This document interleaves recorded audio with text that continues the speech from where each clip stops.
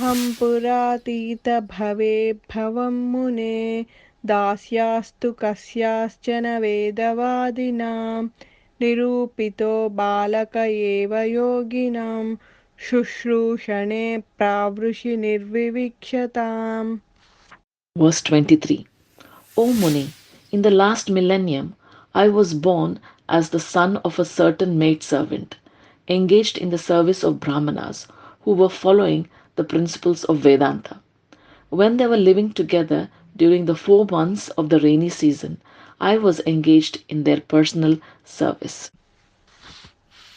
ते मय्यपेताखिलचापलेर्भके दान्ते द्रुतक्रीडकेऽनुवर्तिनि चक्रुः कृपां यद्यपि तुल्यदर्शनाः शुश्रूषमाणे मुनयोऽल्पभाषिणी. Verse 24. Although they were impartial by nature, those followers of the Vedanta blessed me with their causeless mercy. As far as I was concerned, I was self controlled and had no attachment for sports, even though I was a boy. In addition, I was not naughty and I did not speak more than required. उच्छिष्टलेपाननुमोदितो द्विजैः सकृत्स्म भुञ्जे तदपास्तकिल्बिषः एवं प्रवृत्तस्य विशुद्धचेतसः तद्धर्म एवात्मरुचिः प्रजायते. Verse 25. Once only, by their permission, I took the remnants of their food, and by so doing, all my sins were at once eradicated. Thus, being engaged, I became purified in heart, and at that time, the very nature of the transcendentalists became attractive to me.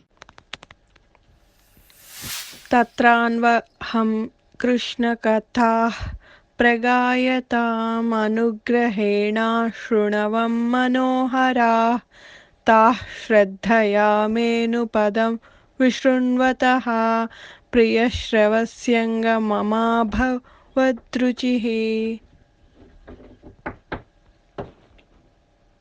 Verse 26.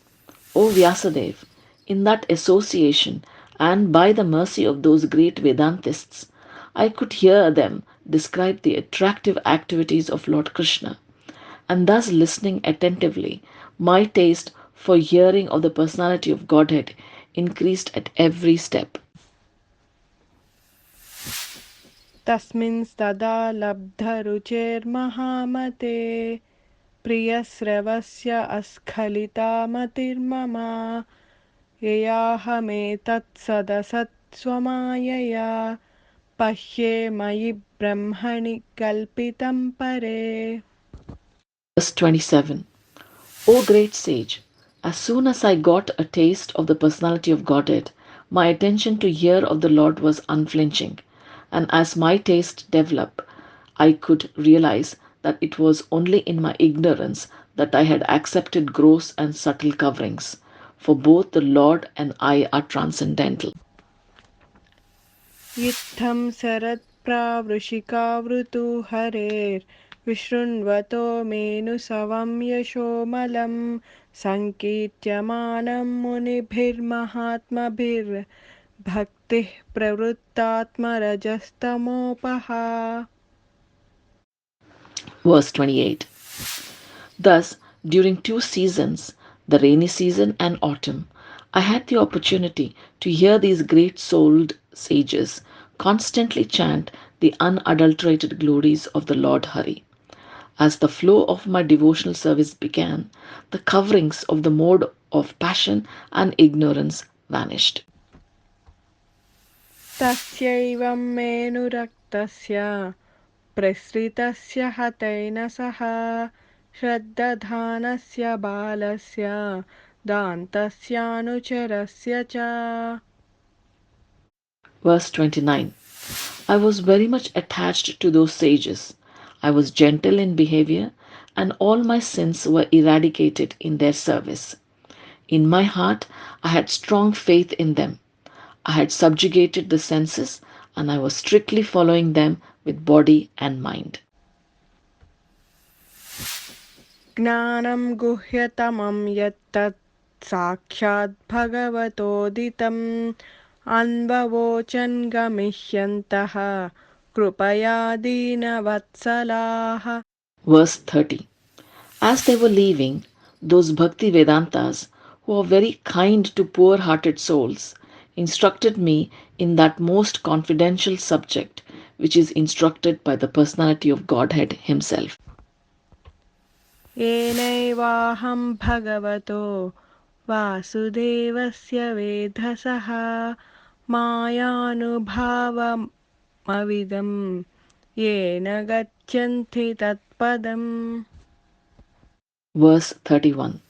By that confidential knowledge, I could understand clearly the influence of the energy of Lord Sri Krishna, the creator, maintainer, and annihilator of everything.